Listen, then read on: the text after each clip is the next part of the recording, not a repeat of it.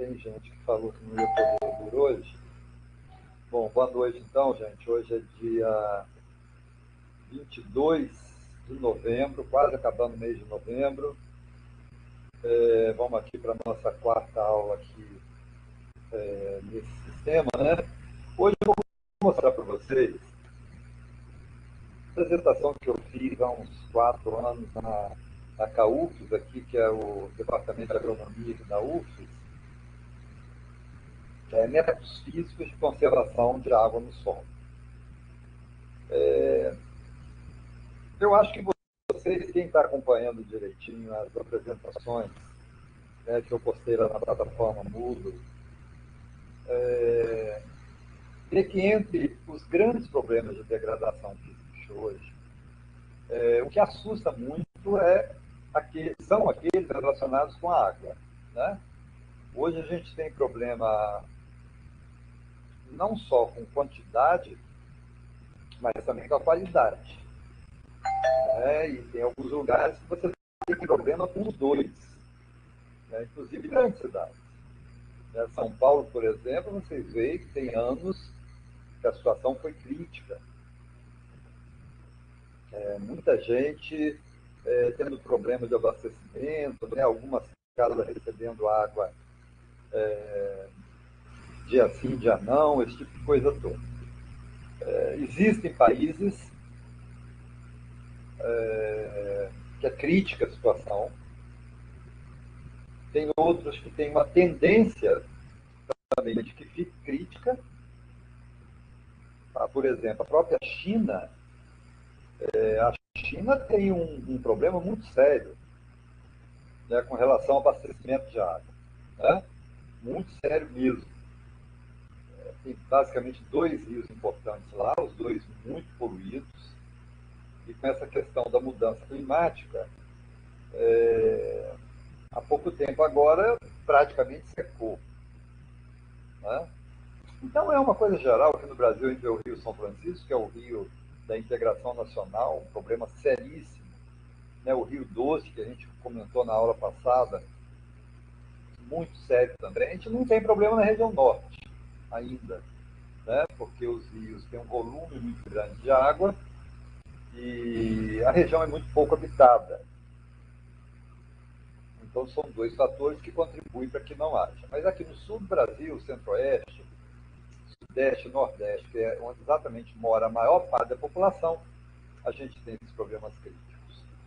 Então, o que se faz, o que tem se buscado atualmente, né, Secretaria, a ANA principalmente, a Agência Nacional das Águas, criar condições de você acumular água no período de chuva para evitar escassez em outros períodos, né? Então, a gente vai comentar algumas práticas, tá, que podem ser usadas. Hoje a gente vai comentar mais métodos físicos, tá? Essa foto aqui, por exemplo, é de um local que eu trabalhei na minha dissertação. Essa foto aqui já tem 23 anos. Essa aqui era uma área de pastagem degradada e foram feitos aqui terraços de base estreita em nível, com o objetivo de acumular água. Então você vê aqui, né, eu comentei na aula passada, né, isso aqui é um afluente do Rio Doce. Se não tivesse acumulado essa água aqui, né, essa água aqui já estaria chegando aqui no Espírito Santo, com certeza, né? Bom, então vamos discutir um pouquinho, tá vendo? Essa área aqui, voltando, né, é essa área aqui. Né? O que foi feito aqui?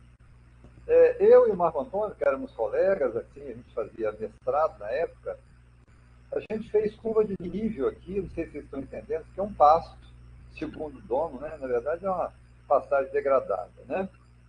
Então nós fizemos, a nascente está aqui, estava seca, nós fizemos curva de nível aqui, e depois com tração animal, porque a topografia é muito acidentada, não permitiria nunca o uso de trator, né?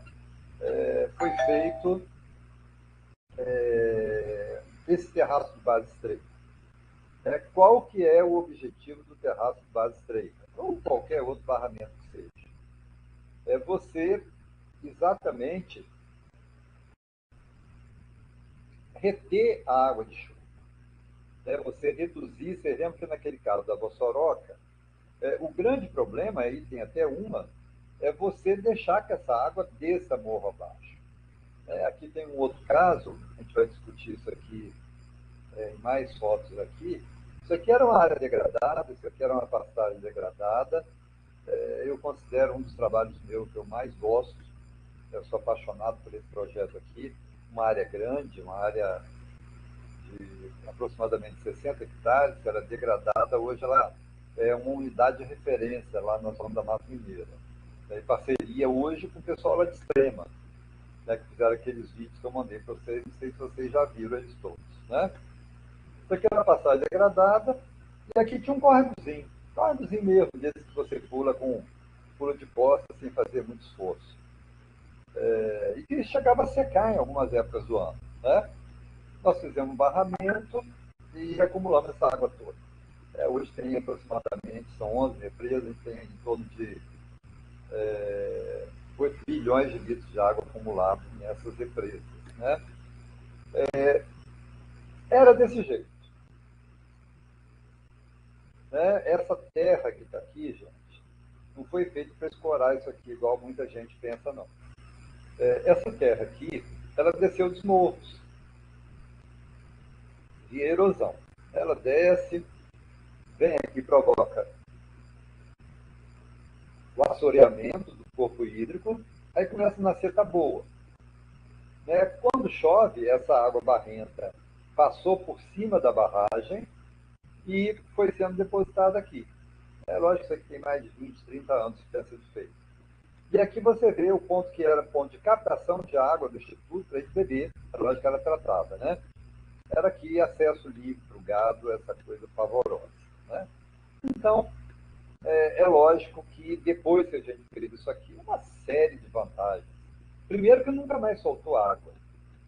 Eu tive lá semana passada que eu conversei com vocês, tinha chegado, tem umas 2 semanas que eu estive lá. E conversei com o pessoal, vi a parte de baixo, nunca mais, nesses anos todos, desde que foi feito aqui, nunca faltou água. E essa represa aqui, ela não baixa um palmo durante a época de seca, porque existe a produção de água aqui também. Matéria orgânica produzida, serapilheira, isso tudo acumula água que vai infiltrando no solo, e tem o fluxo subsuperficial que vai abastecendo aqui. Então, aqui a área degradada, e aqui a área recuperada. Olhem a qualidade da água, aqui a água suja, poluída, e aqui a água com a qualidade excelente, que facilitou muito o tratamento dessa água. Bom, tudo isso, gente, que a gente falou, tem que ser trabalhado numa bacia hidrográfica, como a gente já comentou outras vezes.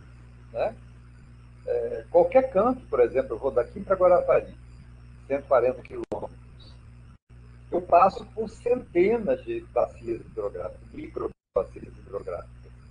A bacia hidrográfica é do Rio Itapemirim. Chega um determinado ponto ali, a Anchieta já muda, eu passo para outra bacia hidrográfica. Mas a que eu estou aqui é Alegre, faz parte da bacia do Rio Itapemirim. Se você vai para Guaçuí, já é a bacia do Rio Itabapoana. Então vai mudando de acordo, o Espírito Santo tem 6 bacias hidrográficas. Itapemirim, Itabapoana e Rio Doce são as 3 principais. E dentro de cada uma delas tem centenas ou até milhares de microbacias hidrográficas. Em cada uma delas acontece esse fenômeno aqui básico. Chove, a água infiltra no solo, uma parte perde para o escoamento, e vão buscando os cursos d'água, né? Córregos, rios, lagoas, né? Até chegar aí. Algumas ficam paradas aqui sobre a superfície das árvores, né? Uma parte filtra no solo, e depois vem o fenômeno da evaporação e a transpiração, né? Ou simplesmente você fala evapotranspiração. A parte que infiltra no solo é a que a gente quer para abastecer os lençóis, que a gente chama de água subterrânea, né? É que vai abastecer o lençol e fazer com que as nascentes sejam permanentes ou intermitentes. Quando a recarga é boa, você vai ter nascentes permanentes. Quando a recarga é baixa, você tem uma área degradada, você vai fazer com que as nascentes sejam intermitentes, né? Ou até mesmo sequem. Então, aqui um corte para você ver. A gente tem, né, toda essa numa paisagem. Né? Aqui no Brasil a gente não tem esse tipo de nascente aqui, de degelo de neve nos cumes. No Brasil não tem isso aqui. Embora o Rio Amazonas lá na nascente tenha, né, mas já fora do Brasil, não é aqui no Brasil. Né? Mas na China, por exemplo, eles dependem inteiramente do degelo para que sejam abastecidos os rios. Né? Bom, a água de chuva vem por aqui, infiltra uma parte. Quanto mais rugoso for o solo, quanto mais interceptações e depressões o solo tiver, quanto mais rugosidade, barraginha, terraço, curva de nível, barreira vegetativa, tudo isso, a água vai se acumulando e vai infiltrando. Então você vai ter abastecimento ao longo do ano. Né? É fundamental, então, que você se preocupe com a infiltração de água, a interceptação de água, para que você tenha uma boa recarga de água do seu aquífero. Né? Aqui a gente tem uma nascente, por exemplo. Né? Qualquer rio que seja, pode ser o rio que for, ele começa sempre de uma pequena nascente. Um grande rio é um somatório de dezenas, centenas, milhares de nascentes. Né? E tudo isso começa com a água que infiltrou aqui no solo, vai se armazenando aqui no lençol, até que chega um ponto que ela extravasa, é o que a gente chama de nascente. Bom, então na bacia hidrográfica acontece todo esse processo aqui. Tudo isso que a gente comentou. Né? Lembrem, bacia hidrográfica é algo maior, bacia do Rio Itapemirim, bacia do Rio Piracicaba, né? Bacia do São Francisco. Depois você tem as subbacias. Eu, por exemplo, na minha dissertação de doutorado, na minha tese, né, de doutoramento, eu trabalhei em 2 subbacias do Rio Paracatu, que é um afluente do Rio São Francisco. O Rio Castelo, que é da minha cidade, é um afluente do Rio Itapemirim, que seria uma subbacia. Né? E tem as microbacias, que são aquelas pequenas que a gente vê, por exemplo, aqui. Aqui você tem uma microbacia, aqui você tem outra microbacia, aqui você tem outra microbacia. Né? Então aí você tem, e no Brasil todas, sem exceção, caminham em direção aos oceanos. Né? Tem países que têm rios que ficam internos, né? Ou se transformam para mares internos, como o Mar Morto, por exemplo. Né? No caso do Brasil não existe. Todos os rios se encaminham para o mar. Aqui a gente tem uma microbacia. Uma microbacia ela pode ter uma, 2 nascentes, pode ter 3, 4, 5, 6, né? E elas vão, né? Então aqui você tem uma microbacia, aqui você tem outra microbacia, aqui você tem outra, e aqui você tem um conjunto de microbacias que podem formar uma subbacia. Né? Bom, aí começa aquilo que a gente falou na aula passada. Né? Para que serve, por exemplo, as áreas de preservação permanente? as conhecidas APPs, para proteger os corpos hídricos. Quando você não tem proteção, uma série de problemas surgem. Não seria só, por exemplo, aqui de você ter queda da encosta dos rios. A gente viu um problema sério de assoreamento no Rio Doce. Entrada de agrotóxicos, por exemplo, aqui nos rios. Então você tem muito problema quando você retira essa vegetação ciliar. Ela protege os corpos hídricos, protege as nascentes, os córregos, os rios, é fundamental que você tenha. Voltando para aquela primeira foto que eu mostrei lá, do lugar que eu trabalhei aqui na minha dissertação, o grande problema que existia aqui estava relacionado com a erosão. Então você vê aqui que todo o processo erosivo começou a formar vossoroca, sabinas. Então a gente teve que fazer um trabalho. Como é que começa esse processo erosivo? Tudo começa com a chuva, ou, no caso de pastagem, um pisoteio do gado, ou no caso da agricultura, com a passagem de máquinas. Você provoca a desagregação das partículas do solo, com a chuva acontece o transporte, e esse material transportado, ele vai sendo deposto nos fundos dos corpos hídricos, que é o que a gente chama de assoreamento. Então, isso aí é o grande problema. Quanto mais compactado for o solo, é muito comum você ver isso em pastagens degradadas, menos água vai se infiltrar, ou seja, maior vai ser a dificuldade de infiltração de água no solo, maior vai ser o movimento de massa d'água por escoamento superficial. Então, os danos provocados serão maiores ainda, ou seja, quanto maior a compactação do solo, maior vai ser o problema relacionado à erosão e formação de vossoroca, essa coisa toda. Então, consequência da erosão é isso aqui. Perda da capacidade produtiva, porque a erosão ela leva exatamente o horizonte O e A, aquela camada superficial do solo. Do ponto de vista econômico, o produtor vai gastar mais fertilizantes, até agrotóxicos, que a gente recomenda não usar, mas quem usa vai ter que usar mais.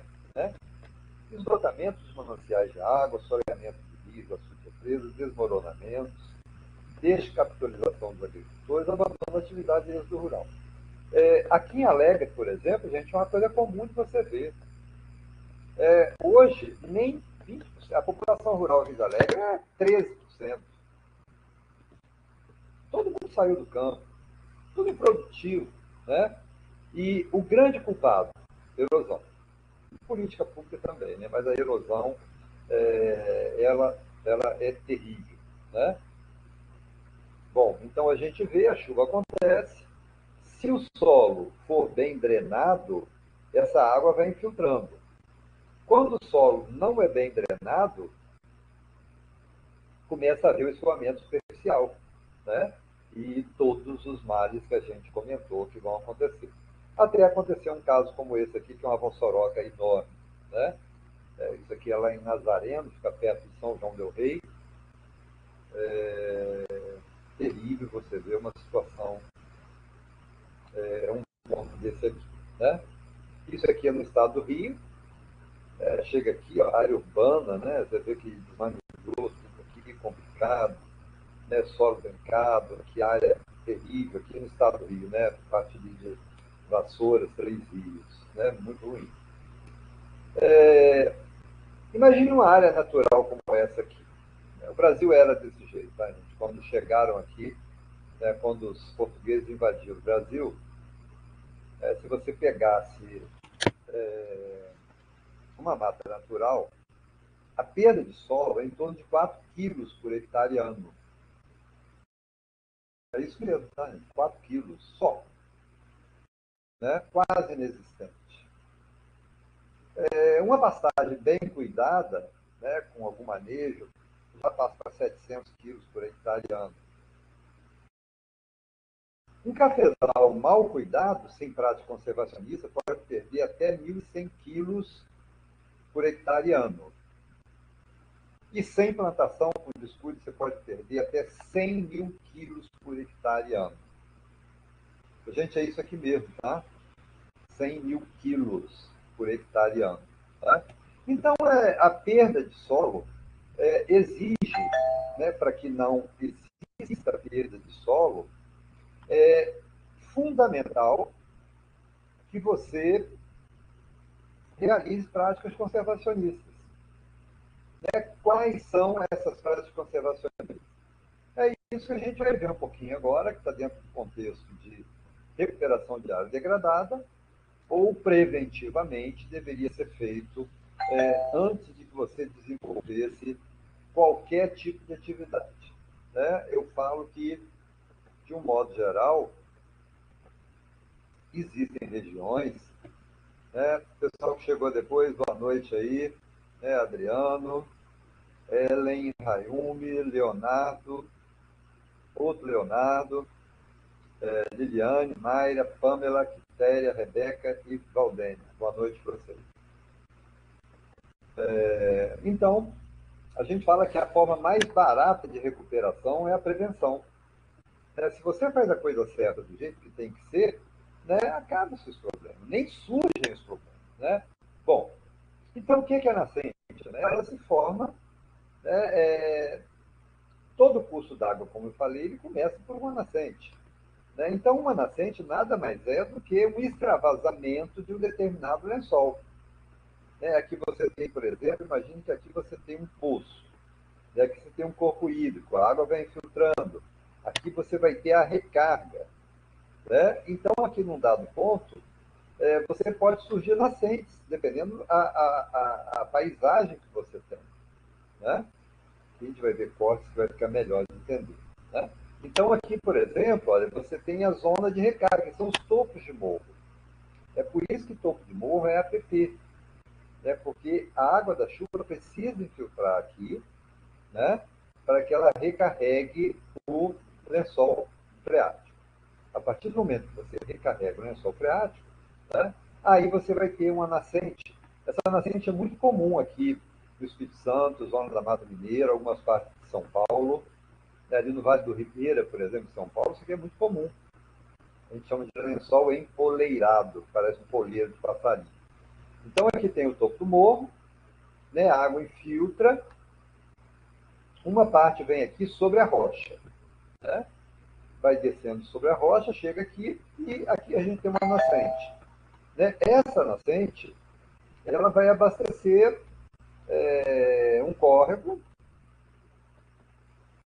né? E vai se somando a outras e outras e outras e outras e outras, várias que vão se encontrando pelo caminho, né? Até formar um curso d'água cada vez maior. Se você tem perda de solo aqui, erosão, o que vai acontecer? Pode chegar a um ponto tal que você perca, acontece isso. Você pode perder todo esse solo aqui. Aí você chegaria até a rocha. Significaria que essa nascente aqui ficaria seca. Tá? Então pensem bem por que acontece esse processo todo. Né? E aqui a vegetação ciliar. A vegetação ciliar, além de proteger, né, é uma das grandes importâncias dela, a temperatura da água, fluxo gênico, né, a produção de alimentos para peixes e animais que habitam o corpo hídrico do modo geral, tem a produção de água. Porque se o solo está melhor estruturado aqui, mais bem estruturado aqui, em função do material orgânico, vai infiltrar água aqui, você tem o que chama de escoamento de base. Tá? E ela vai abastecer os corpos hídricos que tem ao longo da paisagem. Né? Aqui a gente tem aqueles absurdos. Né? Hoje, na hora que eu estava vindo para cá, você fala assim, eu não acredito, gente. Tanta campanha que faz, né? Passa na televisão, todo mundo fala. Para lá um pouquinho de Jerônimo Monteiro, vindo antes de Jerônimo Monteiro, né? Eram as 7h30, mais ou menos, um trator fazendo isso aqui, umas 4 encostas, já tinha feito em 3, estava fazendo na quarta. Falei, gente, eu não acredito, né? O trator vai lá em cima e desce morro abaixo, quer dizer, aqui, tá vendo? Ele cria um caminho preferencial para a água e você vai ter todo o problema. Isso em alguns pontos, em alguns lugares, associado a mudanças climáticas, a gente tem visto uma redução na precipitação, ou um desequilíbrio muito grande. Se você procurar qual que é a precipitação aqui em Alegre, em qualquer tese, qualquer documento, nem café, você vai ver que a precipitação média em Alegre é 1.200 milímetros. 2012, choveu só 770. 2013, 1.056. 2014, 840. 2015, 776. 2016, 1.100 milímetros. Ou seja, associado ao escoamento superficial muito mais rápido, com menos volume de chuva, significa que você vai ter cada vez menos água armazenada e mais problema de enchente. Né? Isso aqui é perto do hospital, aqui em Alegre, num dia de chuva, né? Toda essa água aqui cobriu o asfalto, cobriu tudo, e aqui é um dos afluentes do Rio Alegre, né? O que corta a cidade toda aqui de Alegre, né? Aqui em frente do hospital, totalmente poluído. Né? E aqui, né, em frente, a estação ferroviária antiga, né? A área totalmente alagada também. E marrom, tá vendo? Esse marrom aqui é argila. Argila silt areia, né? Ou seja, material que desceu das encostas. Bom, então, entrando diretamente aqui nas principais técnicas para a gente recuperar nascentes, né, elas podem ser divididas aquelas aplicáveis à região responsável pela formação do lençol, que a gente chama de bacia de cabeceira, ou zona de contribuição dinâmica, e aquelas referentes às nascentes propriamente ditas. Você tem um produtor que te procura, quer recuperar uma nascentezinha que tem lá no meio de um pasto dele, no meio de um canavial, no meio de um bananal e tal. Teoricamente é simples. Poucas práticas têm que ser feitas. Né? Você tem que levar algumas coisas em consideração. Por exemplo, a gente comentou numa outra aula, o tipo de solo.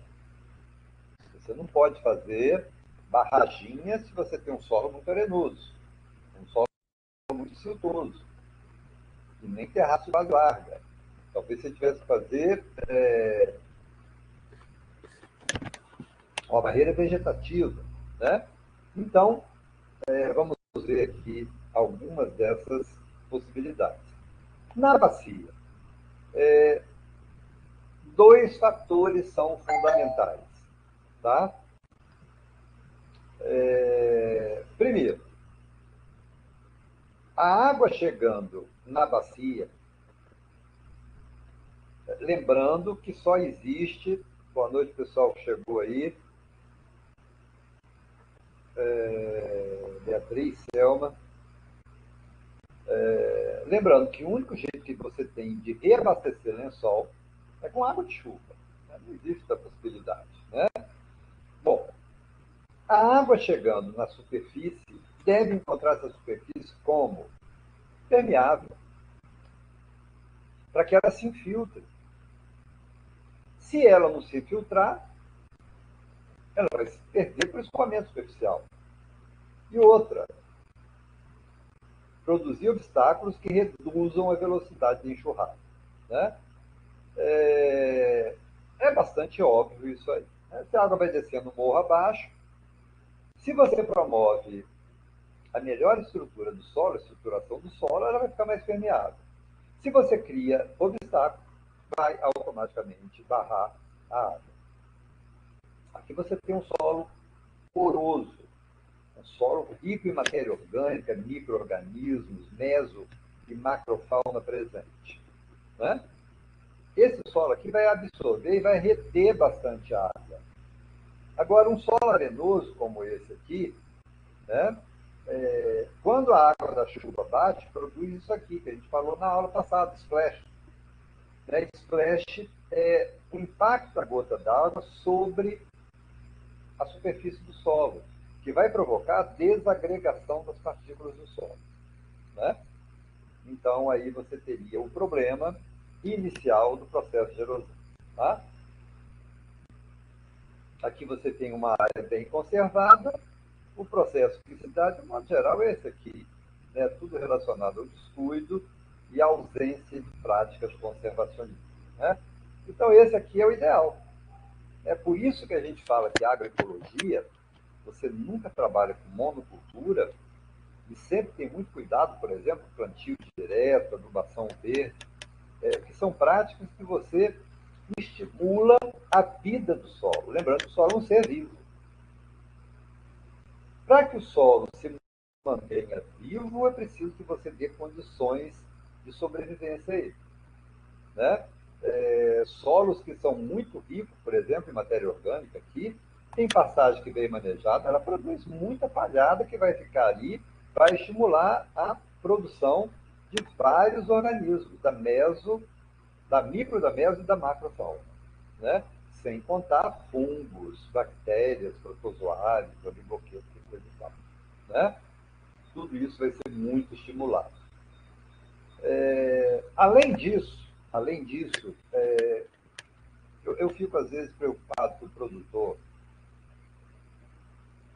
Hoje tem muita preocupação em adubar, né? Principalmente o café, que é a nossa região aqui, a Mayra que é formada na área, está lá na Caparola Júnior. A gente vê muito produtor preocupado sim em adubar. Só que, infelizmente, alguns não têm ideia do que acontece dentro do solo. A gente, dentro do solo, acontece isso aqui. Um solo pobre, você tem essa situação aqui. Se for arenoso, a maioria dos nutrientes que você coloca eles são lixiviados. Eles descem, podem até poluir o lençol. Né? Então você tem que ter um solo com pH adequado, no caso do café ali, 5,8, 6. 6 é um pH bom. Algumas culturas toleram pH bem mais ácido. Básico nunca, porque é muito complicado. Né? Mas não deve ser nem ácido nem básico. Né? Um pH na faixa de 5,5 a 6 seria ideal para quase todas as culturas. E alguns elementos aqui, eles têm o ótimo de fixação pela planta em pH diferente. Por isso que não adianta. O fósforo pode ser 5,8, mas um outro pode ser 5,2, um outro pode ser 6,2. Então, você tem que trabalhar na média. Né? No café, de modo geral, se trabalha ali entre 5,8 e 6 de pH para que favoreça a fixação do fluxo. Né? Então, o solo poroso, o que a gente quer, né, é um solo rico em matéria orgânica que permita a infiltração de água. Bom, os métodos vegetativos, né, estão relacionados à lógica, sistemas agroflorestais, né, o próprio adubação verde, plantio direto, ou seja, né, você vai usar algum tipo de vegetação para ajudar na contenção da água, para que não haja problemas. Então, aqui você tem um método que pode ser misto, aqui, vegetativo com método mecânico. Né? Olha o sentido da descida de água. A água desce nesse sentido aqui. Quando ela encontra a vegetação ou o sulco que foi feito aqui, que ele está, ao mesmo tempo que ele está arando, ele está sulcando. Né? Então, você vai possibilitando. Aqui é o cultivo em faixas. Muito bom isso aqui. Primeiro que você tem aqui áreas de reserva legal distribuída, formando corredores ecológicos. Né? Aqui você tem 2 culturas plantadas, que vai ter banco de insetos aqui, para promover o controle biológico. A mesma, essa aqui pode ter para promover o controle biológico dessa. E a floresta é um habitat de milhares de insetos e outros inimigos naturais que podem ajudar no controle de pragas e insetos da cultura. Né? Então, você, numa fotografia desse aqui, você vê dezenas de práticas vegetativas que contribuirão para essa prática. Isso aqui eu achei muito interessante, você chegando ali em Aimorés, indo de Governador Valadares para Aimorés, tem a fazenda, que é o Instituto Vulcão, que é do famoso Sebastião Salgado, que eu já comentei com vocês. Né?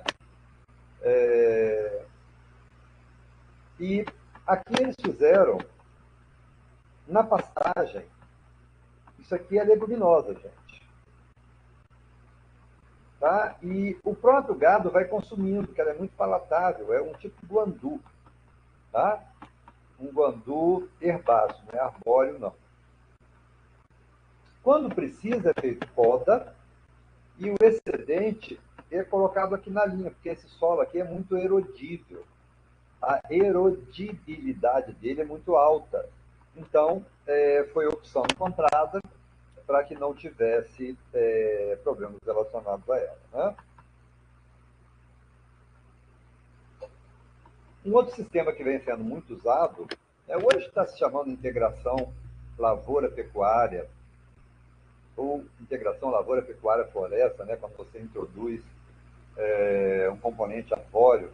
Nesse caso aqui é pecuária, agricultura, pecuária.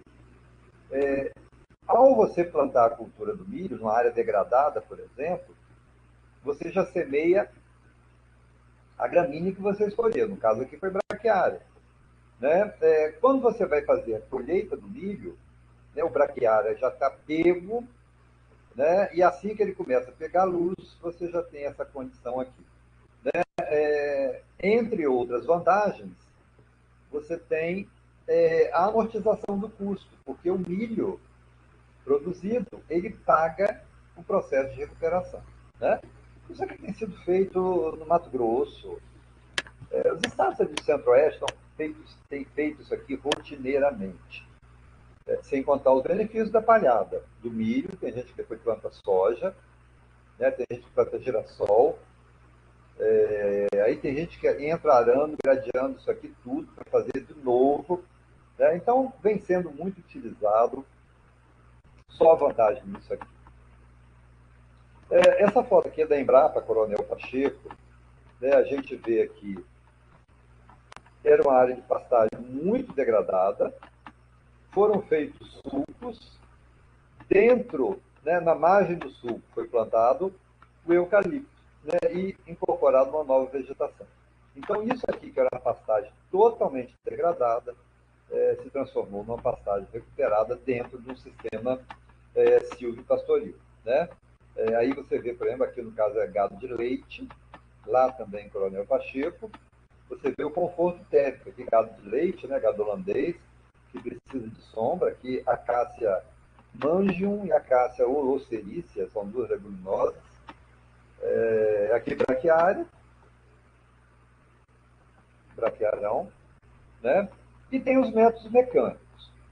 Os métodos mecânicos, os principais são terraceamento, né? Dependendo da declividade do terreno, você vai fazer um espaçamento entre eles maior ou menor. Ou seja, quanto maior for a declividade, você vê que o Bertone Lombardi Neto não recomenda usar terraço com declividade superior a 24%, e você já teria que ter um espaçamento de 18 metros entre uma e outra. Tá? É lógico, se você tem uma declividade muito acentuada, se você fizer um espaçamento muito grande, você pode ter um problema de escoar muita água e romper. Né? Então, por isso que você precisa fazer isso aqui. Aqui tem um, plantou outro, desceu em nível, tá, gente? Você vê aqui outro e aqui outro. Olha que beleza que fica. Né? Aqui é a mesma coisa, aqui é a mesma coisa. Então, são práticas, né, que você faz no sentido perpendicular à água para que ela, ao descer, fique retida. Aqui é quando você tem áreas com excessiva declividade, você vai usar aquilo que eu usei lá na minha dissertação, tração animal. Né? Você usa burro ou boi, depende da situação. Raro hoje, tá, gente? Cada vez está mais difícil você encontrar gente, porque não tem gente nova fazendo isso. Né? A maioria do pessoal está morrendo, não está deixando ninguém. Daqui a uns tempos a gente nem sabe como é que vai ser feito isso aí. Né? Tem microtratores e tal que estão sendo desenvolvidos para essas finalidades. Né? Mas tem lugar que é difícil você entrar com isso. Né? Tem os métodos vegetativos mecânicos, né, que você faz uma combinação dos dois. Aqui você usa, por exemplo, uma barreira e aqui você capina. Mas você vê que tem aqui um sulco também. Então tem a barreira vegetativa e tem aqui o terraço mecânico. Né? Então aqui uma cultura, aqui outra cultura e aqui outra cultura. E vai repetindo. Essa aqui que está aqui, essa que está aqui e essa que está aqui. Né? Isso aqui é uma coisa fantástica, né, gente? É uma coisa fantástica você ver a preocupação que existe com a conservação do solo. Aqui são vários sistemas desses que você pode utilizar também, nesse sentido. Aqui, pastagem. Você vê que pastagem toda com terraceamento. Imagine se não tivesse esse terraço aqui, a água descesse morro abaixo daqui, essa rampa toda que você tem aqui.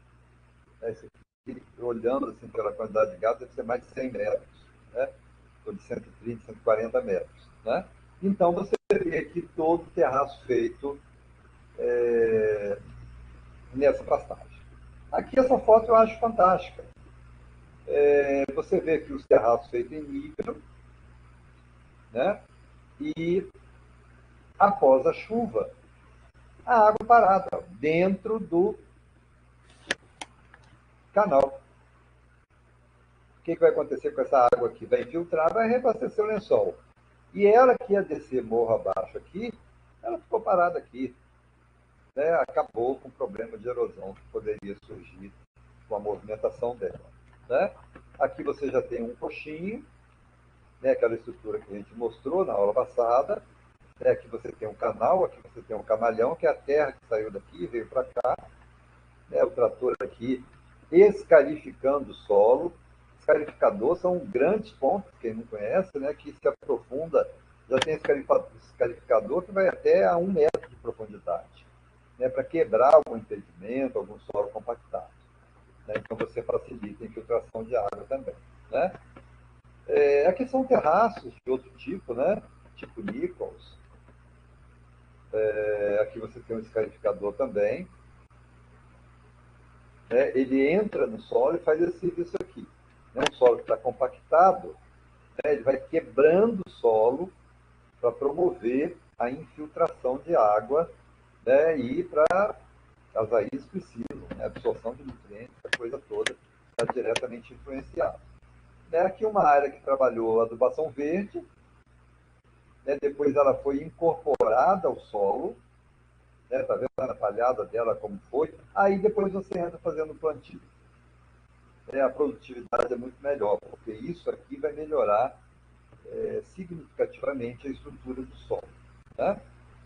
Bom, aqui o famoso plantio direto.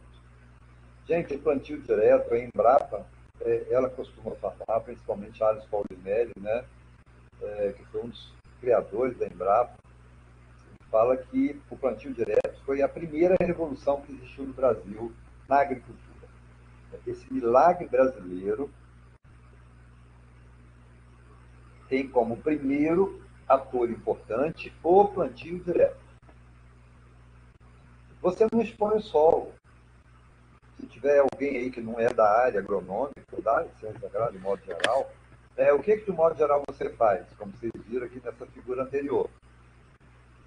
O solo aqui está exposto, apesar de ter incorporado um pouco de material aqui da adubação verde, mas aqui é melhor. Porque aqui você faz o plantio, olha, o solo está protegido. Olha a camada que existe de material orgânico aqui. Né? É uma coisa assim fantástica isso. Né? Outra prática são os taludes de contenção. Né? O que é um talude de contenção? Imagine bem que você tem aqui uma queda, né, de água que vai descer e você queria reter essa água na parte baixa. O que você fez? Você usou bambu, né, que vai funcionar como um dreno, utilizou o próprio material que você encontra ali no local, de um modo geral, graminha, Valdênia, fica à vontade. Oi, professor. Não, na verdade, eu acho que eu queria falar uma coisa. Eu não vou ligar minha câmera, porque eu estou no interior e a internet aqui é muito ruim. Então, se eu ligar a câmera, não, a minha conexão vai ficar meio ruim.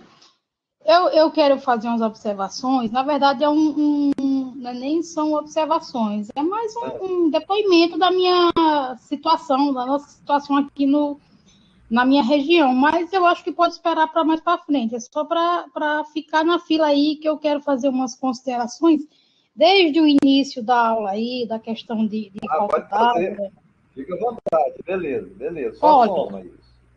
pronto, pois deixa eu fazer aqui umas observações. Eu sou louca por essas aulas do professor, sou encantada, né, do senhor professor, porque, assim, eu sou de uma região, eu sou do sertão nordestino, brabo, região, a gente tem região aqui que chove 400 milímetros por ano, 400 milímetros de água por ano. É muito pouca Então, água, né? Muito pouca água. Maria, se não fossem as cisternas de primeira água que a gente tem aqui, não tem mais ninguém morando no sertão, não. Eu hoje trabalho, eu sou pernambucana também, mesmo pernambucana, lá em Araripina, no sertão do Pernambuco. A gente passou muitos anos sem água, hoje a gente tem água de uma adutora que vem do São Francisco, 250 quilômetros de adutora, mas que mesmo assim a gente ainda passa 15 dias sem água, sem chegar água nas torneiras. Todo mundo, isso na cidade, todo mundo tem uma cisterna na cidade. Mas, enfim, deixa eu voltar aqui para a minha região, para onde eu estou trabalhando, atuando. Hoje eu trabalho num projeto da Secretaria de Desenvolvimento Agrário do Ceará, em 31 municípios, o menor índice de desenvolvimento humano do Ceará. Eu trabalho em 3 regiões, Cariri Oeste, Inhamuns, Crateús e Sobral, Sertão de Sobral, que são o meu projeto, chamado Projeto Paulo Freire, Desenvolvimento Produtivo e de Capacidades. Então, esses municípios, eles têm esse índice de desenvolvimento humano muito baixo e que são municípios que não chovem. A gente tem, lá na região dos Inhamuns, a região, o Lago da Catarina, que é uma região que já, inclusive, em algumas literaturas, já em livros e filmes, a situação hídrica lá é horrível. Mas eu vou ali para Irauçuba, que é um dos municípios que a gente está com maior índice de desertificação. Quando eu vejo essas recuperações aí que o professor mostra, assim, eu me encanto, porque qual é meu grande interesse nesse curso? É poder fazer, nesses municípios que a gente atua, esse tipo de intervenção. A gente foi implantar uma mandala, eu não sei se os colegas, né, o professor, enfim, os colegas sabem que tecnologia social, mandala, a gente tem um reservatório ao centro, com em torno de 70 mil litros d'água, e ao redor a gente constrói os canteiros. Essa mandala, os canteiros, eles são construídos de forma que é feita uma recuperação do solo, escavação de 30 centímetros, incorporação de material verde. Mas, assim, só o que minha observação é que eu sou sertanejo nordestino e desde que eu me entendo por gente, a situação hídrica é comum. para a gente. É uma coisa que sempre existiu. Não é um drama eterno, né? Como é, professor?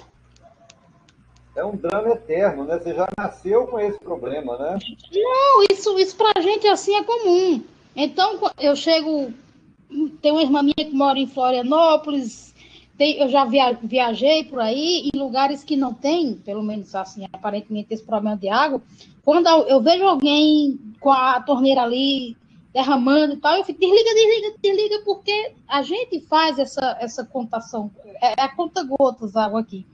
Então, meu grande interesse nesse curso, eu fico muito louca com essas aulas do senhor, justamente por causa disso, porque eu vejo que existem possibilidades da gente recuperar nosso solo. Ali em Irauçuba, que é um município um dos municípios que eu trabalho, o índice de desertificação lá é enorme. A gente foi construir essa mandala para a gente cavar um canteiro, 30 centímetros para a gente escavar um canteiro, foi quase um dia todo, porque o solo ele não tem mais cobertura nenhuma, está totalmente já assoreado, assim, e infelizmente nossos agricultores ainda, o nosso módulo fiscal aqui é 70 hectares, 90 hectares, o módulo fiscal, para você ter a ideia da situação da nossa área.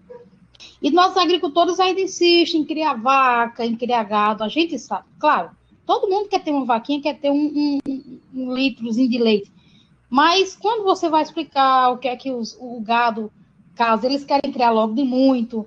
Isso também acontece com os caprinos. Os caprinos, eles raspam até, os ovinos raspam até, então até isso, para você conseguir conscientizar os agricultores de que a gente tem que deixar a terra, fazer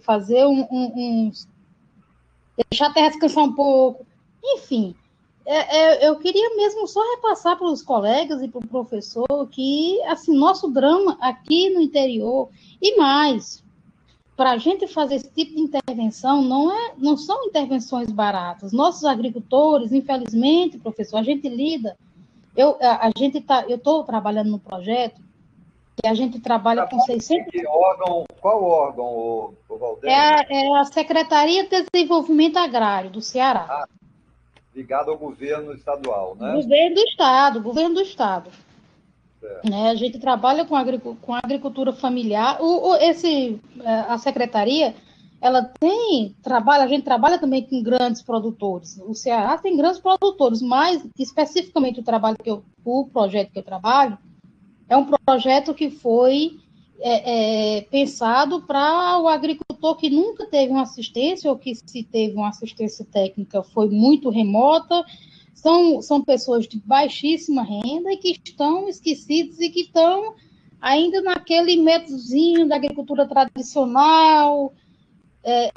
Então, a gente, né, nosso trabalho é um trabalho de transição agroecológica, de base agroecológica. Então, para a gente dizer para o agricultor, vamos deixar essa área descansando, a gente vai fazer aqui, vai fazer...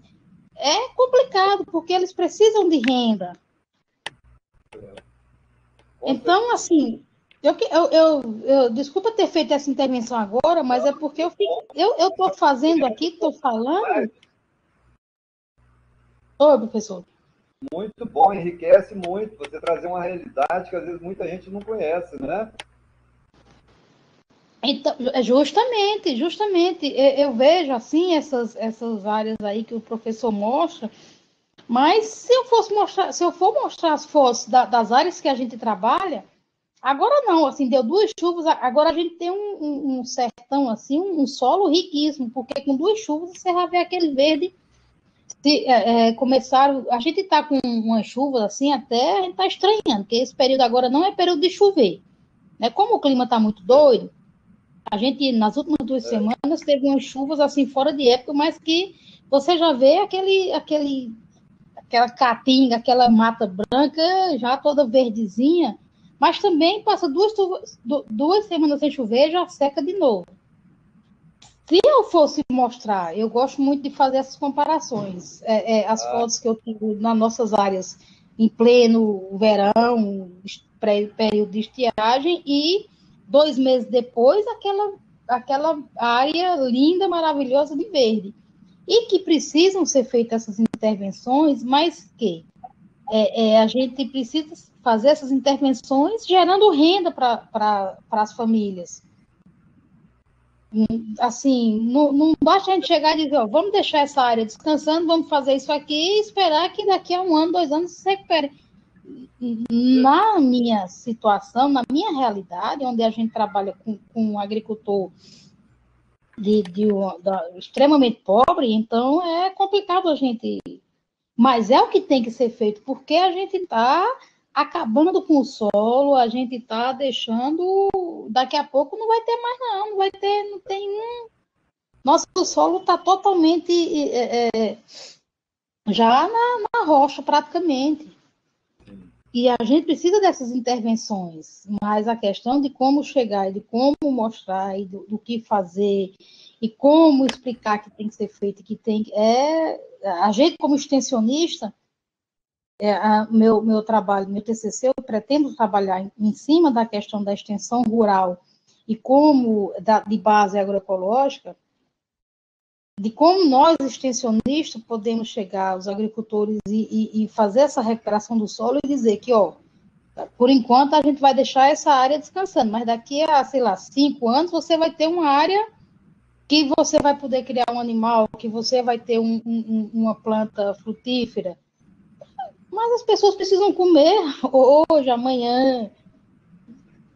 Mas é uma coisa que eu quero muito, assim, eu preciso disso como extensionista, é uma angústia minha e de muitos colegas de trabalho que atuam nessa nossa região e que senão daqui a pouco nós não vamos ter mais ninguém aqui no sertão, não, é todo mundo para a rua, porque não vai ter mais como plantar, porque o nosso solo já está acontecendo, né, muito isso, né, Valdênia? Muita gente indo embora por causa disso, né?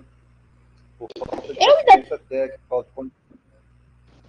Justamente. Eu ainda digo que hoje a gente ainda está bem, porque se a gente for fazer um histórico das grandes estiagens aqui no sertão, nós tivemos uma grande... agora a gente passou por um período de 7 anos de uma estiagem muito grande. Só que com os programas de governo, Bolsa Família, alguns projetos que a época do PT chegaram muito, a época dos governos Lula e Dilma, as famílias aqui do Nordeste, do sertão nordestino, elas conseguiram se manter nas suas áreas.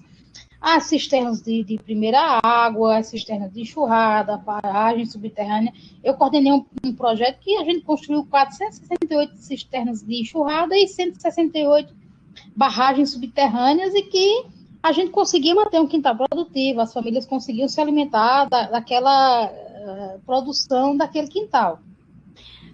Mas, por exemplo, em 93 a gente teve uma estiagem severa aqui. A gente teve saques, eu não sei se nessa época teve saque, mas o êxodo rural foi muito grande. 83, eu tinha, na época, 10 anos. Aquela época morreu muita gente, muita criança, muita gente saiu do interior, porque não tinha sequer uma cisterna. Eu não sei se os colegas aí, alguns devem conhecer as cisternas de primeira água, que é uma cisterna construída que capta 16 mil litros, que dá para manter uma família de 5 famílias durante 6 meses, pelo menos com água para beber, com água para cozinhar, que há alguns anos atrás não existia isso. Então a pessoa não tinha, nosso sertanejo, não tinha sequer água para beber. Em 93, em 83, que foram os períodos de estiagem mais severos aqui. Nessa última estiagem que a gente teve, que durou de 2010 até 2011 até agora, o ano atrasado, pelo menos a gente não teve um êxodo rural tão grande, porque a gente tinha essas cisternas, as pessoas podiam ficar nas suas comunidades, e tinha também a questão do auxílio, né, do Bolsa Família, que as pessoas estavam se mantendo lá, com o mínimo para comer, mas estavam se mantendo. Mas a gente não quer só isso, a gente do sertão não quer só um auxílio, a gente não quer só... Nós queremos produção. Eu morei 3 anos no Rio Grande do Sul, e uma agricultura familiar, uma família que trabalhava no módulo rural ali, era rico em comparação a uma família que trabalha no módulo rural aqui no sertão. Por que nós do sertão não temos os mesmos investimentos que a região sul, sudeste tem? Porque a agricultura familiar daqui não é uma agricultura familiar lá da região sul. Eu faço muito essa comparação. Eu faço porque eu conheci. Você chega numa granja, como eles chamam lá, ou sei lá, numa família da agricultura familiar, eles produzem vários tipos eles vendem e tal. Aqui uma agricultura familiar assim, passa fome. Assim, eu queria fazer essa observação, mas é porque forte. Muito bacana. Mas era só isso mesmo. Se eu fosse falar o que eu, assim, é muita coisa, professor, mas é porque eu me encanto com isso que o senhor mostra aí, e é isso que eu quero aqui para o nosso sertão, e é isso, para isso que eu estou me capacitando, é para poder levar esse tipo de coisa para o nosso sertanejo e para que a gente possa se manter no interior, mas com a qualidade de vida boa, comendo e também não só de subsistência, poder a gente ter nossa motozinha, nosso carro, enfim, esse tipo de coisa que a gente precisa para viver, pelo menos para viver bem. Sim, sim. É o que você falou, para você fixar principalmente os mais jovens, a nova geração, você não tem só que comer, não, você tem que ter alguma coisa extra, tem que ter algum tipo de conforto, né? E tem que ter modernidade, porque senão vai chegar o tempo que vai sair todo mundo da roça, né? Jovens hoje não quer. Quem é o jovem que quer ir assim, vai para o cabo do enxado? Quem é o jovem que quer passar 8 horas no cabo do enxado? O que é que a gente orienta hoje? O que é que a gente propõe nos planos de investimento que a gente elabora hoje? É um tratorito, são máquinas que podem facilitar, que facilita a vida do agricultor para que ele, trabalhar na agricultura não é tão pesado como era passar 8 horas no cabo de enxada, sabe? Em 1 hora a gente consegue trabalhar uma área, coisa que antigamente passava o dia todo para fazer. A gente leva esse tipo, a gente está querendo levar esse tipo de tecnologia para a comunidade, para as comunidades, mas que infelizmente eu falo assim, os costos da agricultura familiar, principalmente aqui no Nordeste, nesse último governo, de 80%, 90%. É voltar a fazer plano de investimento dando enxada para os agricultores. É isso que esse governo fez com a gente nesses últimos 4 anos. Vamos ver agora que com o governo novo agora voltando, né, em janeiro, vamos ver se a gente recupera esse tempo perdido, né? A gente tem muita esperança nisso, porque esse governo, tenho experiência nesse governo, eu trabalho nessa área desde 99, e 99, 2000, 2001, a gente sofria muito. Quando 2002, quando entrou o governo do PT, a agricultura familiar, principalmente no Nordeste, teve um investimento altíssimo. Muita família da agricultura familiar se desenvolveu bem. Claro que eu não estou dizendo que é 100%, tem seus problemas, tá? Mas a agricultura familiar teve um outro olhar. O PA, o PENAI, o agricultor familiar teve para quem vender, coisa que nesse último governo foi cortado. A gente teve agricultores familiares que vendiam para as escolas, para a prefeitura, foi cortado, deixou de vender. A falta de investimento desse governo para a agricultura familiar, principalmente no Nordeste, eu estou falando do Nordeste porque é a minha experiência, né? Tem colegas aí de outras regiões que não devem estar achando que é isso, mas é a experiência que eu tenho aqui no Nordeste.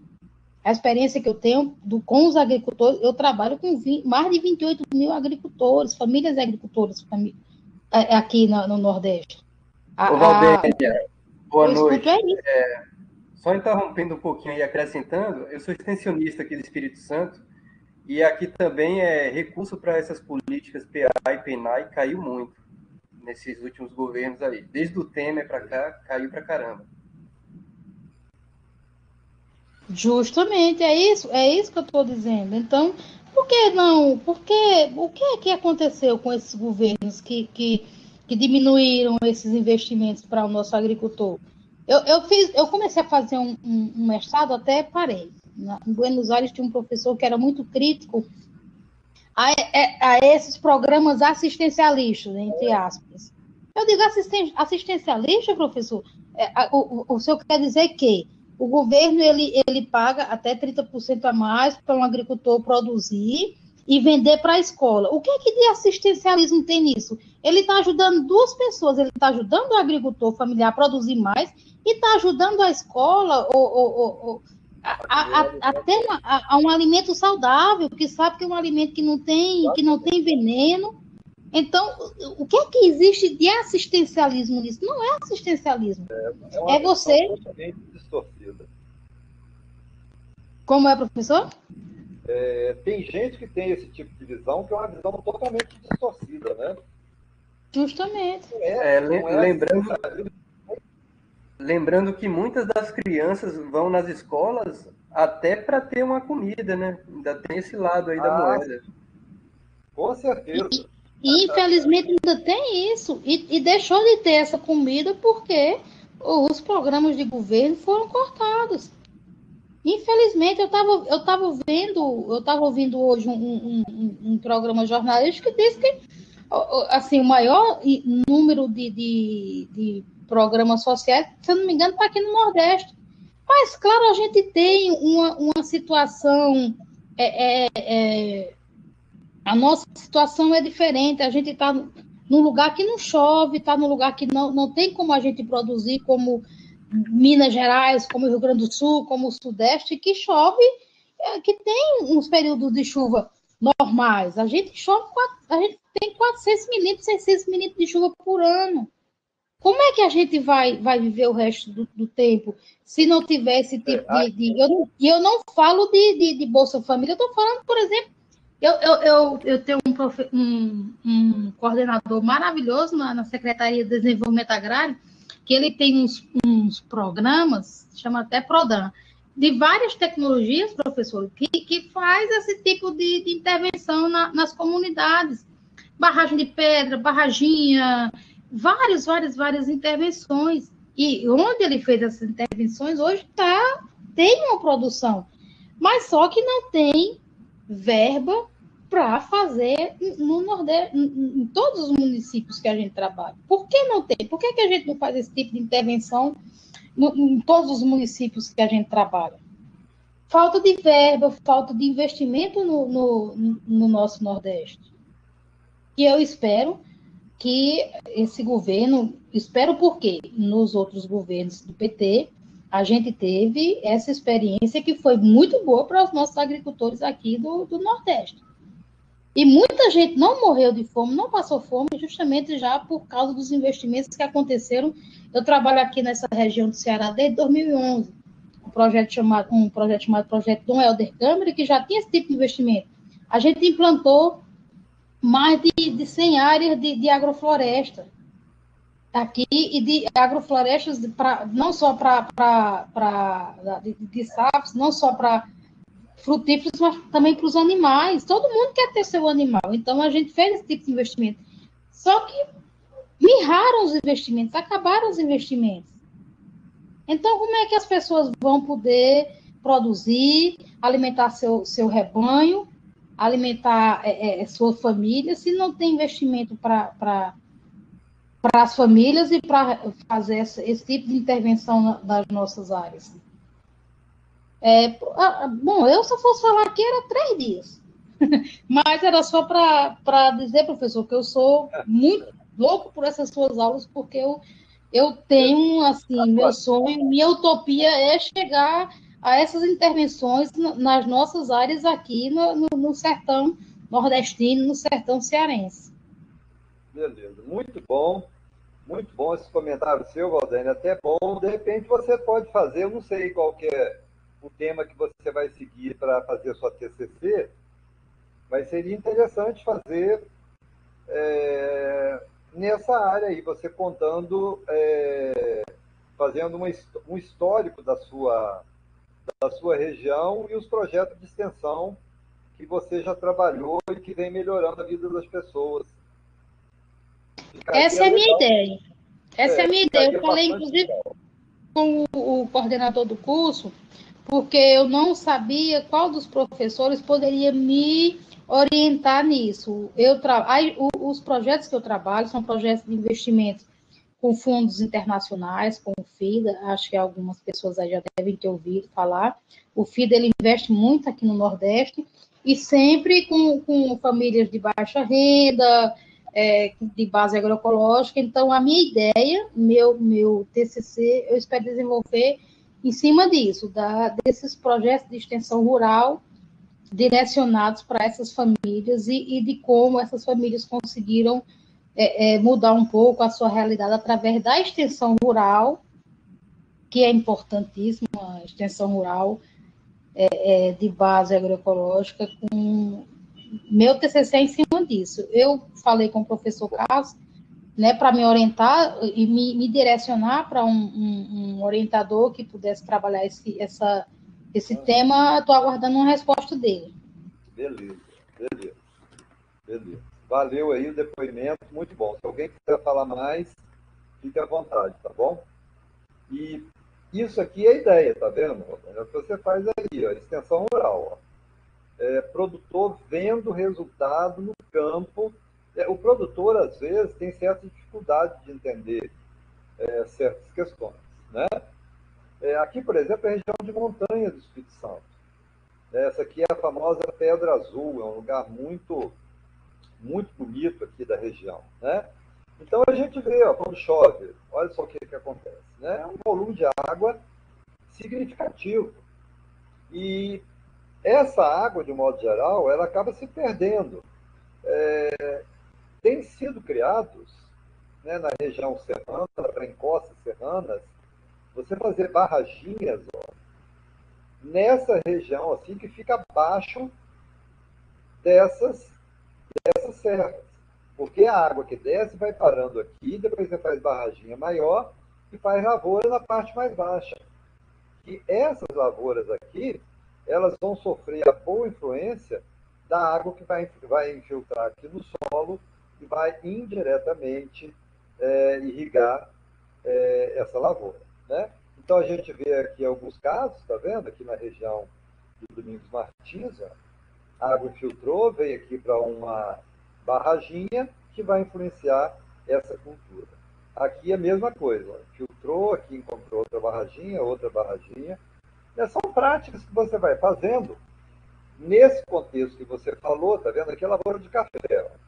Lavoura de café e você vê barraginhas. Ó. Você está retendo água, essa água vai infiltrar, vai beneficiar a lavoura aqui. Né? Então, existem várias formas. Aqui você vê, ó, foi acumulado aqui nesse local. Né, que você pode usar. Ela vai indiretamente beneficiar a cultura aqui, porque a água não fica parada, estática aqui. Ela infiltra verticalmente e lateralmente também ela tem esse movimento. Né? Então é fantástico. Bom, na nascente, as práticas. Primeira prática mais importante, você cercar a nascente. Né? Recomendável 50 metros aqui, né? Seria aqui 100 metros. Primeira prática. Não precisa plantar, tá, gente? Tem gente que me pergunta, sempre alguém me pergunta, precisa plantar árvore aqui dentro? Não. E se nascer? Se nascer, deixa. E vai nascer. Né? A partir do momento que você cercou aqui, vão nascendo aqui naturalmente plantas, árvores, vegetação da região. Tá? Mas não precisa plantar. Né? Você cerca, deixa o que está ali. Você vai proteger a nascente. E ao longo do corpo hídrico que se forma, você vai fazer aqui a implantação da vegetação ciliar para proteger. Né? Conservação de nascentes. Né? A gente vê um caso muito interessante, que é utilizado às vezes, que chama desinfecção e rebaixamento de lençol. Aqui essa nascente estava com problema. Tá? Ela não tinha mais vazão. Foi feito um trabalho aqui de recuperação aqui em cima, com canal para reter a água, e aqui foi feito um rebaixamento de lençol. Então ela começou a verter água de novo. Por quê? Porque o lençol estava mais embaixo. Tá? E ao mesmo tempo você pode fazer uma caixinha aqui que você trabalha no processo de desinfecção. Se for água para consumo, no caso, para casa, né? Você utiliza alguma coisa desse tipo. Tá vendo? Aqui em cima foi feita um coxinho em proporções um pouco maior, né? E aqui você fez um rebaixamento de lençol para você poder capturar a água que estava numa profundidade mais baixa. Tá? Bom, aqui então você teria uma nascente protegida aqui com um raio de 50 metros, e aqui você tem o que a gente chama de zona de recarga. A proteção dessa zona de recarga ela é fundamental porque é ela que vai garantir que haja água com fartura. Aqui proteção para gado não entrar, não pisotear o solo, não compactar o solo. E aqui a proteção para a água de chuva infiltrar e produzir água para essa nascente. Então é fundamental que você mantenha as áreas protegidas. Aqui seria aquela coisa perfeita. Né? Aqui você tem a casa, a propriedade, né? Aqui você tem a área de topo de morro, e aqui você tem o sentido da água da chuva, ela desce aqui.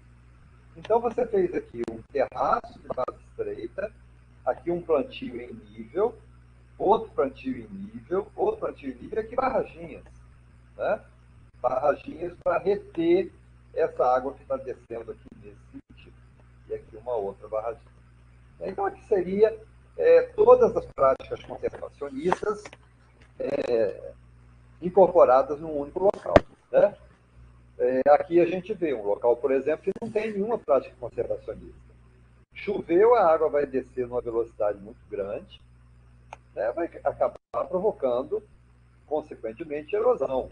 Se você planta árvores nessa encosta, promove o aumento da rugosidade do terreno, essa água vai infiltrar no solo e vai formar um bolsão freático. Então você vai ter água armazenada que vai abastecer nascentes. Pode ser aqui, pode ser aqui, pode ser aqui, dependendo do tipo de terreno, do tipo de rocha que você tem. Né? Aqui, por exemplo, formou uma aqui. De modo geral, isso acontece onde existe uma rocha com fratura. Né? Então você vai ter essa nascente, que vai poder ser permanente ou intermitente. Né? Se você tem um lugar que chove pouco, como o Valdênio falou aí agora, se você não reabastecer muito bem o lençol, o bolsão freático, a nascente vai secar com 1, 2 meses depois de finalizado o período de chuva. Aqui você vê uma área de pastagem extremamente bem manejada. Né? Aqui foi feito terraços e aqui está o camarão. Tá vendo? Ele já foi todo revegetado. Né? Então você não tem risco nenhum daqui de descer água morro abaixo, produzindo erosão. Né? Bom, quando você não tem isso, você vai ter usos totalmente inadequados. Né? Então, aqui todos os tipos de problemas que a gente verificou, né? Cidade jogando esgoto sem tratamento, aqui é um local muito declivoso, sem nenhuma prática conservacionista, aqui uma área que nem era para ser utilizada para cultivo, né? Plantar. Então, isso aqui é proibitivo, esqueça isso aqui, nada disso. Deveria ser desse jeito. Aqui é muito declivoso, exploração florestal, porque você mexe pouco ao longo do ano. 2, terreno cultivado em curva de nível. Aqui, olha, rios e açudes livres de assoreamento, porque se você fez essas práticas aqui, não vai chegar terra nele. Né? Culturas com práticas conservacionistas. Desenvolvimento de comunidades agrícolas organizadas. Áreas de pastagem protegidas da erosão.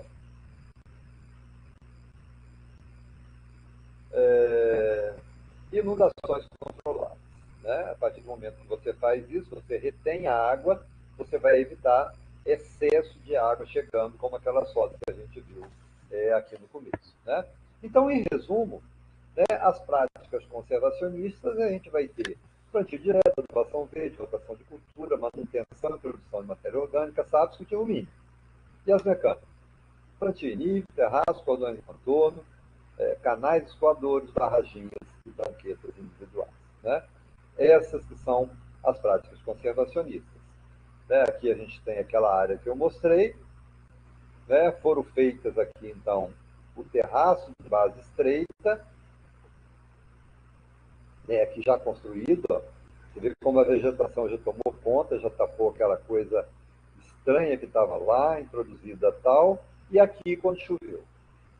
Né? Água acumulada, a água parou aqui, ficou acumulada aqui, né?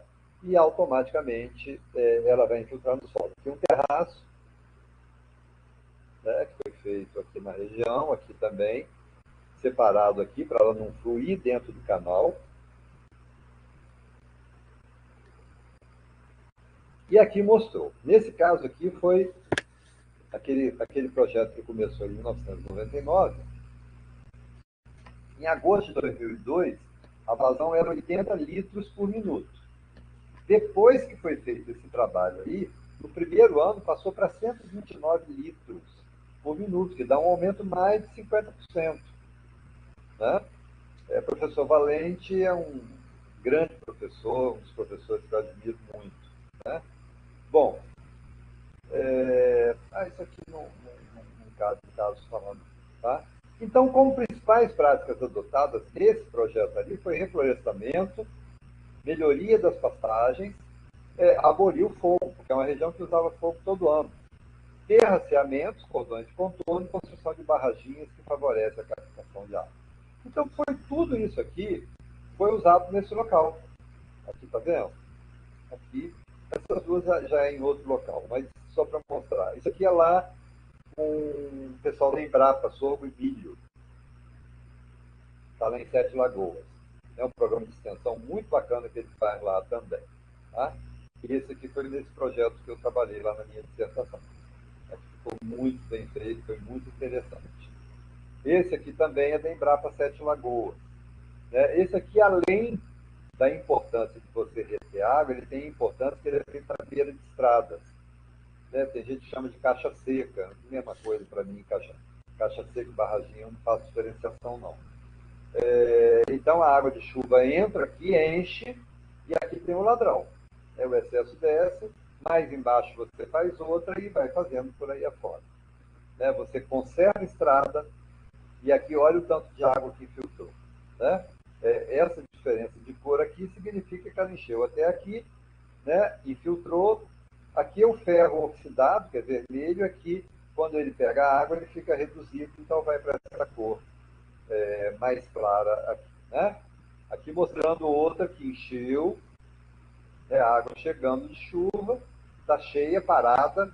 Se não tivesse essa barradinha, já tinha ido embora, estava longe. A Valdênia, que mora no Nordeste, que tem pouca água, que sabe o que é isso. Aqui uma passagem grande, está vendo lá, na região de Sete Lagoas, lembrar para mim de sorgo, mostrando aqui como que a água está retida. Bom, aqui é o grande segredo, você entender isso aqui. Já mostrei isso aqui para vocês naquela aula que eu falei de barragem. Vou mostrar de novo aqui, porque isso aqui é muito importante. Imagine que você tem aqui um corpo hídrico e isso aqui era reto. A água batia aqui, descia toda, vinha para cá, tudo de uma vez. Então o lençol era esse aqui. Na época de seca ele baixava, quando chovia vinha para cá e ficava nisso aí. Quando você faz esses terraços aqui, que vai acumulando água, a água vai infiltrando lentamente. Então você consegue elevar o lençol freático. Tá? Você eleva o lençol freático. Com isso aí, as culturas que você plantar nesses locais aqui vão ter uma produtividade mais elevada. Entendeu? Você pode praticar aqui, nesse primeiro ponto aqui, até olericultura. então você vê os benefícios que a gente tem.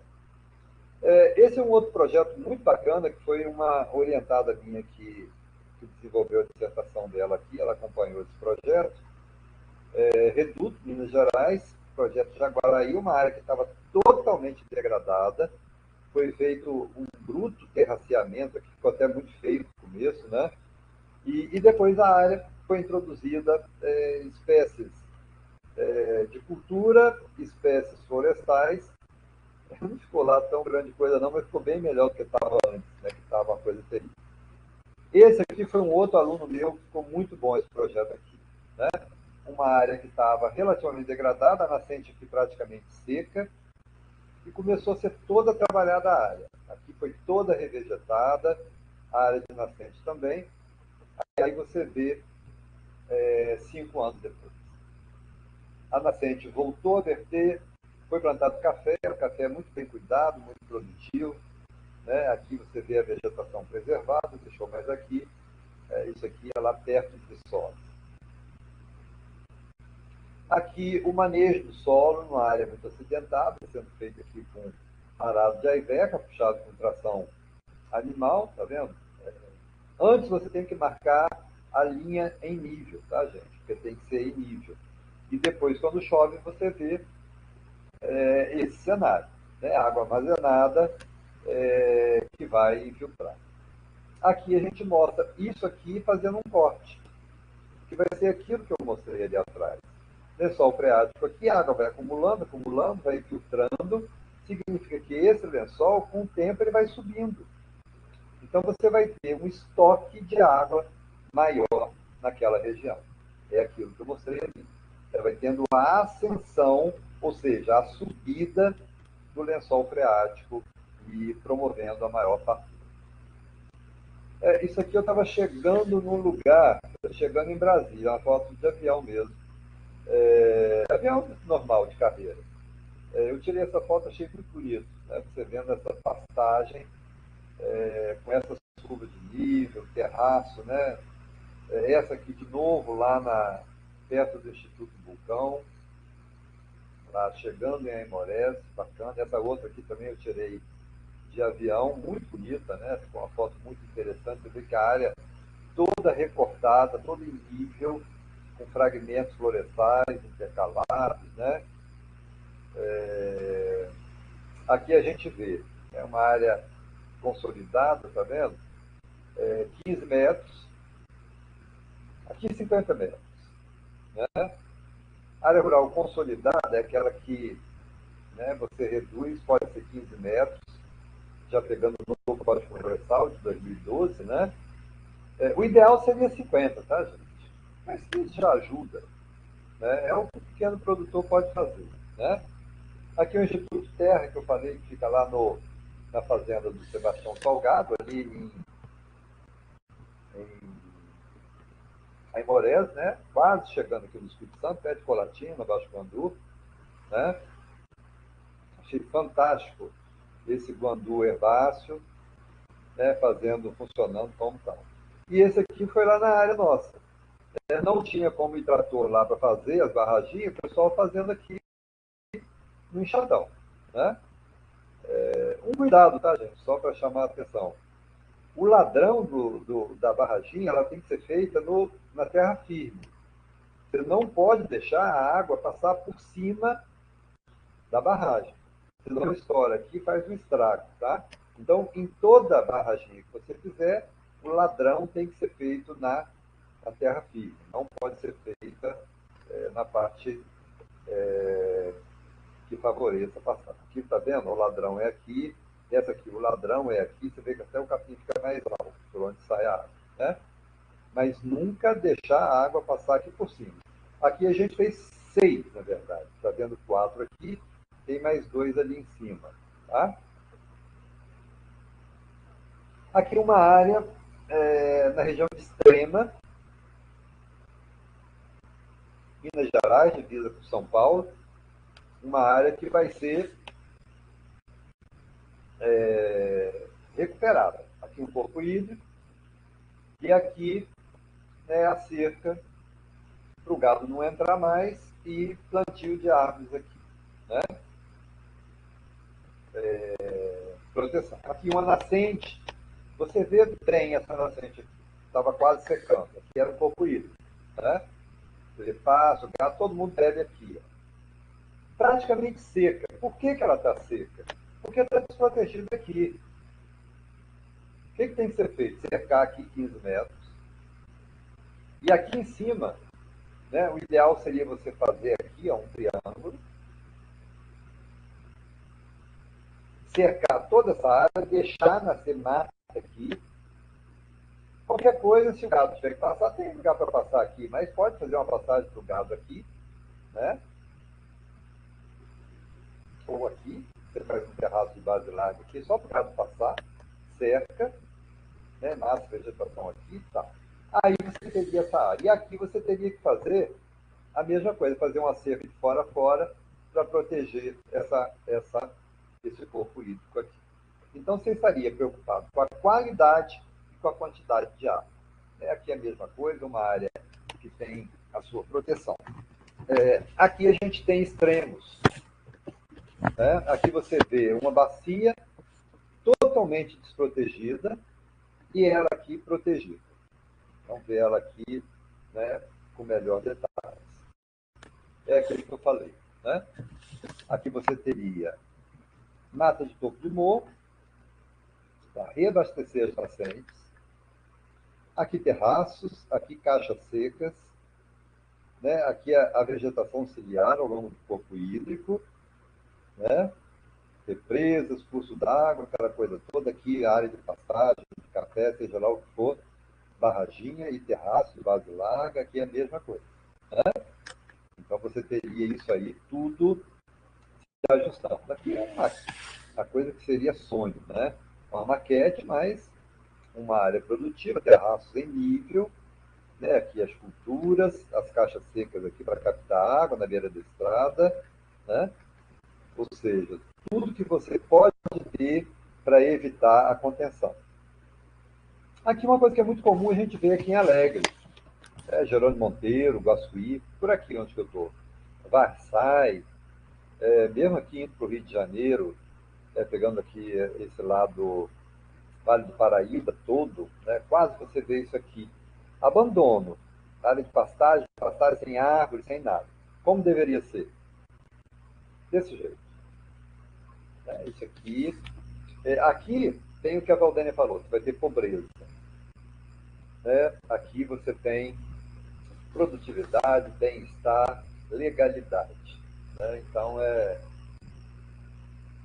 seguir a legislação, é buscar induzir o produtor a fazer a coisa certa, que ele vai ter melhor qualidade de vida.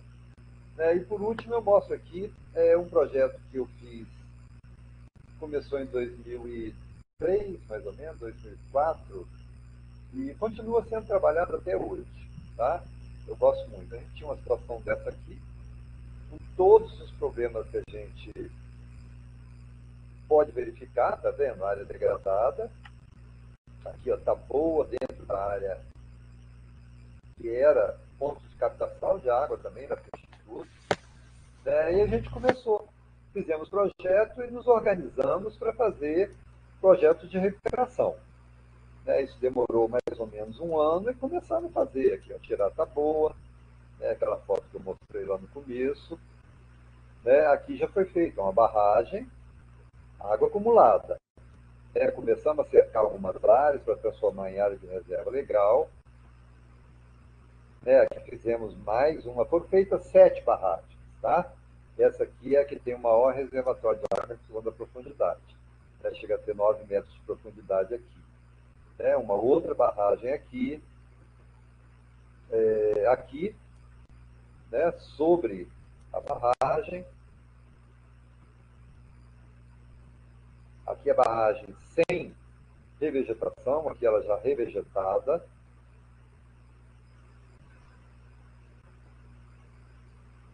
E aqui como ela ficou, como deve ser. Tudo revegetado, terraceamento, plantio em nível, maciar, cordões em contorno e tal, que na nossa ficou desse jeito aqui. Hoje não tem mais essa terra. Isso aqui foi logo na época lá. Tá vendo? Então a gente tem aqui 1, 2, 3, 4, 5 e mais 2 para cima. São 7 barragens acumulando em torno de 8 bilhões de litros de água. É muita água, tá, gente? Bom, o que a gente vem notando lá nessa região? Que o volume de água ele vem crescendo cada vez mais. À medida que você vai aumentando as florestas, vai aumentando a área de recarga e vai drenando aqui e vai aumentando o volume de água.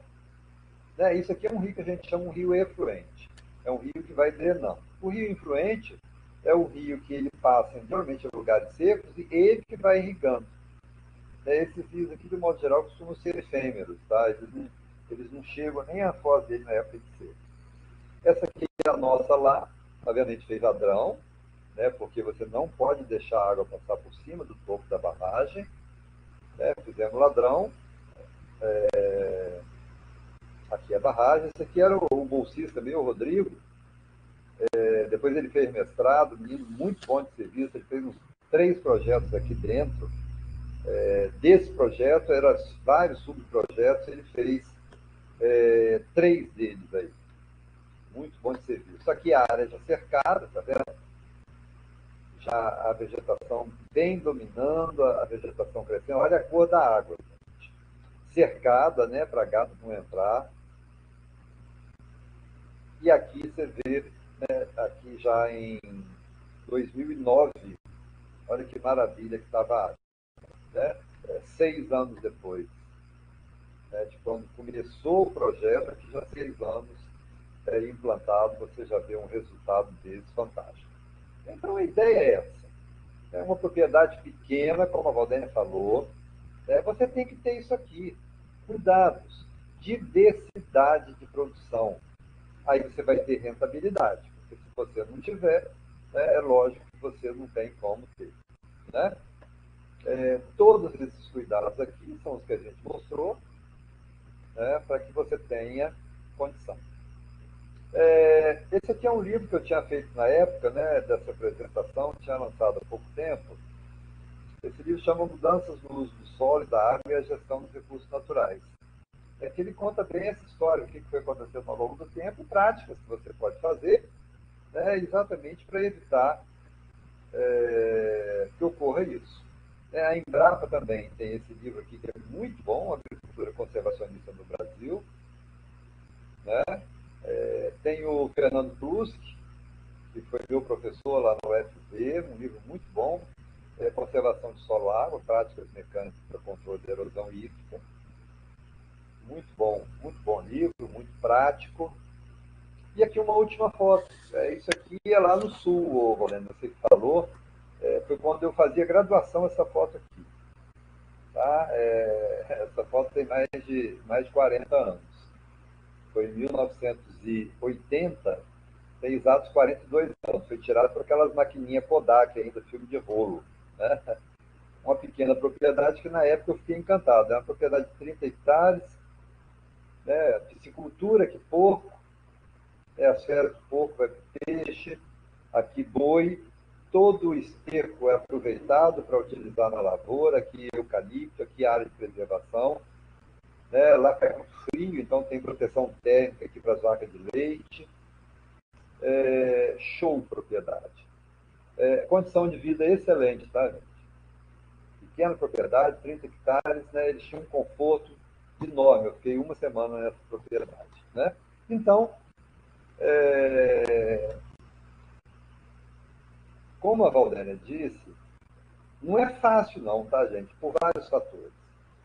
Fatores culturais, fatores financeiros que às vezes limitam muito as pessoas, né? Limitam muito as pessoas de fazer. Mas os resultados são fantásticos. São fantásticos os resultados, porque você vê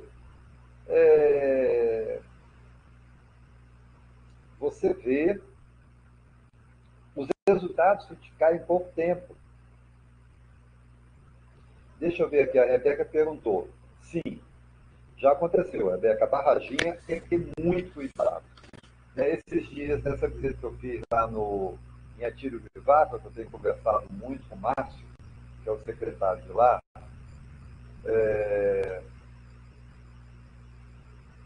quando eu fui lá, eu até falei com ele, Márcio, muito cuidado. Muito cuidado. Então, ele tem feito superdimensionadas. E em terreno que você tem solo argiloso. Se você fizer dimensionada corretamente num solo argiloso, que não tenha declividade acentuada, não vai dar problema, te garanto. Agora, muito cuidado, tá? Muito cuidado. Não, você perguntou aqui o terraceamento usado das plantações de arroz e alho. É justamente isso. Lá, de um modo geral, eles fazem áreas alagadas, então eles fazem algumas compotas, mini barragens, para você controlar a lâmina de água. Entendeu? Então é feito em regiões planas, não deixa de ser um barramento, mas não é exatamente essa barraginha. Tá? Essas barraginhas são pequenas, né? Em torno aí você consegue armazenar em torno de 15 mil litros. Naquelas que os aliados fazem, aí são milhares de litros de água, entendeu? Eu não sei se a Selma é associada. Então, não chove, estou fazendo milagre. Pois é. A Selma é maranhense também, né?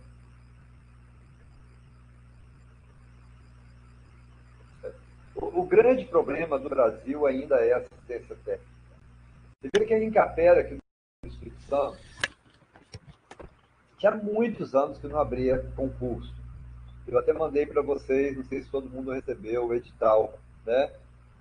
A gente está chateado aqui hoje, menino da cafeicultura, porque, veja bem, o próprio pessoal que faz o curso superior de cafeicultura não vai poder participar, não vai poder participar porque tem que ser agrônomo ou engenheiro agrícola. São coisas assim que eu não concordo muito, mas... e quem tem o mestrado em agroecologia? Para as vagas de agroecologia, se não for engenheiro agrônomo ou agrícola, também não vai poder participar.